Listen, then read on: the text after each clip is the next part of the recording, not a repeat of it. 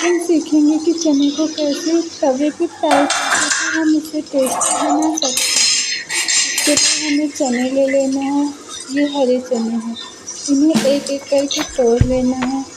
फिर गैस पे एक तवा रखना है, तो हमें ये साथ में डाल देना है टूटे